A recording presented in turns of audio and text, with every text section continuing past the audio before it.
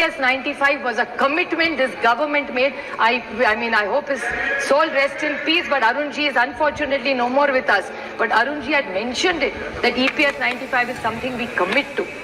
This government hasn't done it. Agrarian crisis, as I... नमस्कार EPS 95 पेंशनधारकों, आपका स्वागत है हमारे यूट्यूब चैनल टेक्निकल मोदी 2.0 में। EPS 95 पेंशनधारकों के लिए काफ़ी अच्छी खबर है। जैसे कि EPS 95 पेंशनधारक कमेंट बॉक्स में बोल रहे थे कि EPS 95 पेंशनधारकों के मुद्दों पर जो कि संसद में बातचीत नहीं हो रही है और उनकी बातों को दबाया जा रहा है, उसी प्रकार से अब EPS 95 पेंशनधारकों की जो बातें हैं संसद में उठनी शुरू हो चुकी है। जैसे कि आपने वीडियोस के माध्यम से देखा और जो कि आने वाले समय में भी उठाई जाएगी, और हम आपको बताने वाले हैं संसद में किस प्रकार से जो कि EPS 95 पेंशनधारकों के ये मुद्दों के बारे में चर्चा की जा रही है। जानिए इस रिपोर्ट के माध्यम से। और एक बात आखिरी मुद्दा आता है, ये सब करने के बाद पेंशन 10 बरस लड़ रहा हूँ, EPS पेंशन 95 800 रुपए 1200 रुपए, क्यों उनसे खिलवाड़ कर रहे हो सर? और इसलिए मैं आपसे प्रार्थना करता हूँ, महाराष्ट्र के 3 मुद्दे ये है अरविंद सावंत, जो कि इन्होंने EPS 95 पेंशनधारकों का कई बार पहले भी मुद्दे को संसद में उठाया है और उनकी बात को आगे बढ़ाने का प्रयास किया है। उसी प्रकार से एक बार फिर से उन्होंने EPS 95 पेंशनधारकों का जो मुद्दा है, उनकी मांगे हैं, उनको रखा और उनकी स्थिति के बारे में बताया, जो कि आने वाले समय में ये आशंका जताई जा रही है कि EPS 95 पेंशनधारकों की जो कि सुविधा और उनकी जो पेंशन बढ़ोतरी है उसमें कई बड़े सुधार भी देखने को मिल सकते हैं। ऐसे ही इसी प्रकार से EPS 95 पेंशनधारकों के कई प्रकार के अपडेट और देखने को मिल रहे हैं। जानिए इस रिपोर्ट के माध्यम से। 2014, while the UPA government, the minimum pension was increased 6,000 rupees. Subsequently, we demanded so many times.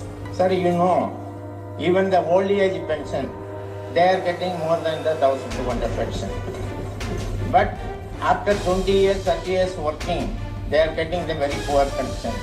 The EPF always says there is no financial resource. I asked the government to...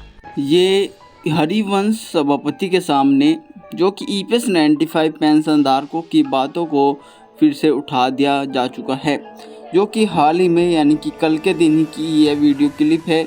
जैसे कि आप screen पर देख पा रहे थे कि EPS 95 पेंशनधारकों के मुद्दों के बारे में बातचीत की और उनकी जो खास रिपोर्ट है उसके बारे में भी चर्चा की गई, और उसके यह भी बात बताई गई कि कितने असहज है EPS 95 पेंशनधारक अपनी पेंशन को लेकर, और वह काफ़ी हद तक कार्य भी कर रहे हैं अपनी पेंशन के संबंध में, पर उनको कोई भी बड़ा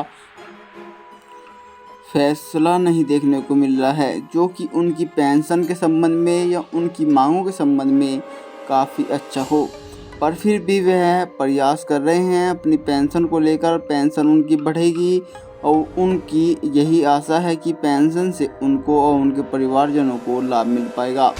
और जो कि यह बात सदन के सदन पटल पर रखी गई और यह आशंका जताई जा रही है जो EPS 95 पेंशनधारकों का इस बार काम अवश्य ही हो जाएगा, जो कि इस बार संसद प्रणाली में विपक्षी दल काफ़ी हद तक मजबूत देखने को मिल रहा है और कार्य लगातार जारी है और EPS 95 पेंशनधारकों के मुद्दे उठाए जा रहे हैं।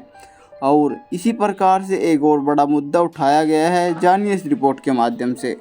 दैनिक जागरण की इस रिपोर्ट के अनुसार पेंशनर्स 21 जुलाई को जंतर मंतर पर धरना प्रदर्शन करेंगे और सरकार को जो कि अपनी पेंशन के संबंध में फिर से एक और बार यह प्रयास होगा कि पेंशनधारकों की पेंशन बढ़ोतरी हो और साथ ही में उनको किसी भी प्रकार की कोई क्षति न हो। सरकारी कार्यकाल जो कि लगातार चलता रहे, पर फिर भी वे धरना प्रदर्शन करेंगे। और उन्होंने EPS 95 पेंशनधारकों की तारीफ भी की। उन्होंने यह बात भी कही कि जो कि पेंशनधारक अन्य पेंशनधारक है वे जो धरना प्रदर्शन करते हैं उसमें सरकार की जो संपत्ति होती है, सार्वजनिक संपत्ति, उसको कोई भी ठेस नहीं पहुंचती। वे शांतिपूर्वक धरना प्रदर्शन करते हैं और फिर भी सरकार उनकी बातों को उठा नहीं रही, उनकी बातों पर अमल नहीं कर रही, उनकी बातों को पूरा नहीं किया जा रहा है। फिर भी सरकार कार्य नहीं कर रही है जैसे कि EPS 95 पेंशन धारक चाहते हैं। और आपको यह जानकारी कैसी लगी कमेंट बॉक्स में बताएं। मैं मिलता हूँ आपके और नहीं कैसी बड़ी ताज़ी खबर के साथ, तब तक के लिए जय हिंद जय भारत।